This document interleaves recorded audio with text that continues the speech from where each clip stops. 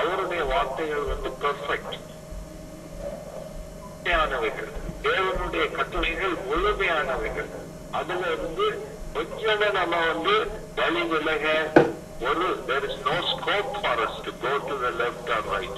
அதனாலதான் தேவனுடைய காரியங்களை எல்லாவற்றையும் திரும்ப திரும்ப சொல்லும் பொழுது இந்த நாளிலே ஆராய்ந்து பாருங்கள். எந்த இடத்துல நாம் நம்மை கடினப்படுத்துகிறோம் உங்களுக்கு தெரியும், நன்றாக தெரியும். உங்கள் இருதயத்திலே ஆண்டவர் பல நேரங்களிலே பேசி இருக்கிறார்.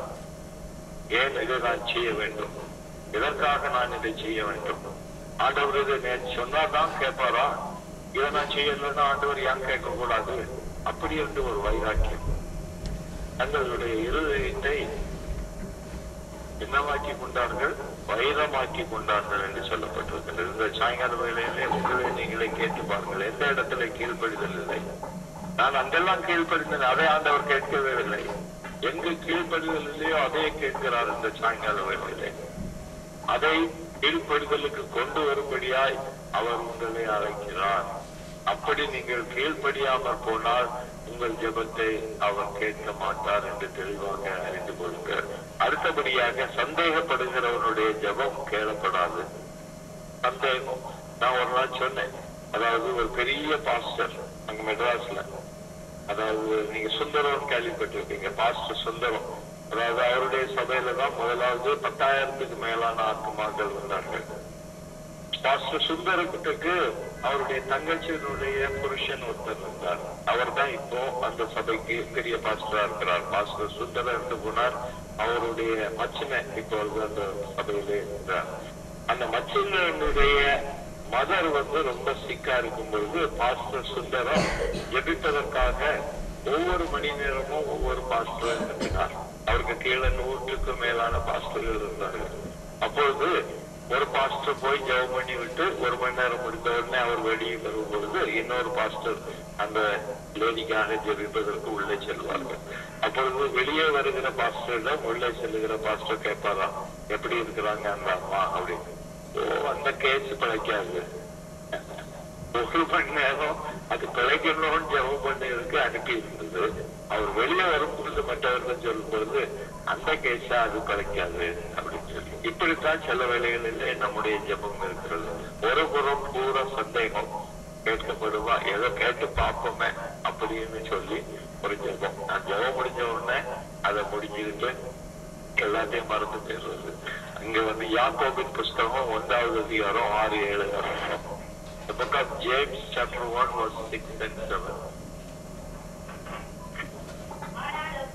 அவன் எவ்வளவாகிலும் சந்தேகப்படாமல் விசுவாசத்தோடு கேட்க கடவன்.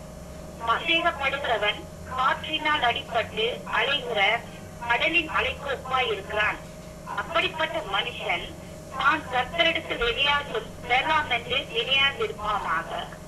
அங்கே அப்படிப்பட்ட மனுஷன் தான் கர்த்தரிடத்தில் எதையாகிலும் என்று சொன்னா நத்திங் பெறலாம் என்று நினையாதிருப்பானாக. Somebody read in English, James chapter 1 verse 6 and 7.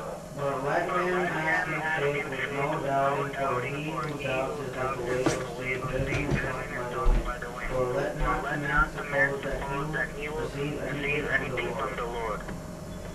கர்த்தர் என்ன சொல்லுகிறார்? அவர் உண்டென்றும் அவர் கேட்கிறவனுக்கு கொடுக்கிறவர் என்றும் நாம் விசுவாசித்து ஜெபிக்க வேண்டும். அதனால விசுவாச double minded prayer will not be அதனால 8வது வசனத்தையும் வாசிக்கலாம். இருமனமுள்ளவன் தன் வழிகளில் எல்லாம் நிலையற்றவனாய் இருக்கிறான். அல்லேலூயா. இருமனம் உள்ள ஜெபம். தேவன் கேட்டாருன்னா பார்ப்போம், அல்லது நம்ம வழியில போலாம். அப்படிப்பட்ட ஜெபம் தேவனுள்ள பிள்ளைகளுடைய ஜெபம் அல்ல.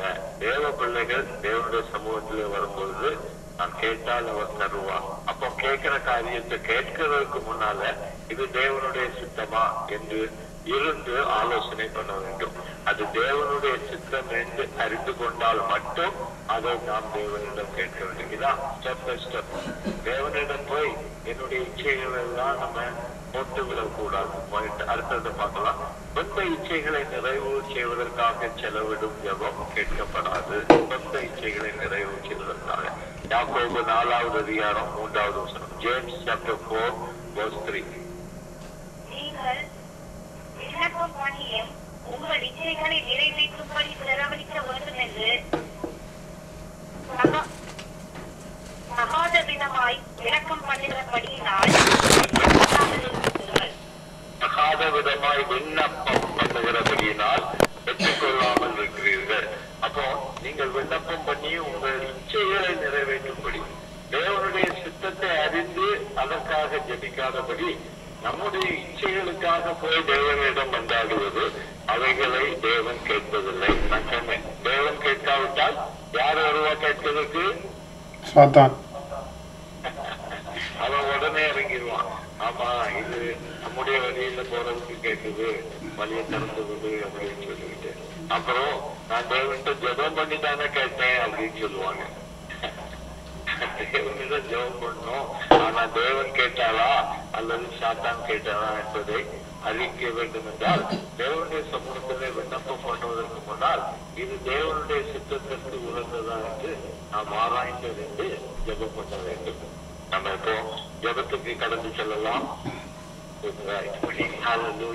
அப்போ நம்ம பார்த்தோம், கீழ்ப்படியாமை, மறைவான பாவம், இரக்கத்திற்கு எதிர்த்தல், வேதத்திற்கு கீழ்ப்படியாத செய்கை, கர்த்தருடைய வார்த்தைக்கு விரோதமாக இருதயத்தை கண்டனப்படுத்துதல், சந்தேகப்படுதல் அல்லது நம்முடைய இச்சையின்படி நிச்சயம், இவைகளெல்லாம் நாம் செய்து கொண்டிருந்தால் முதலாவது ஏசாயா 1வது அதிகாரத்தில் நாம் கேட்டது போல நாம் கேட்டும் அவர்கள் கேட்பதில்லை. நம்முடைய ஜெபம் அபாமினேஷனாக மாறிவிடும். தேவன்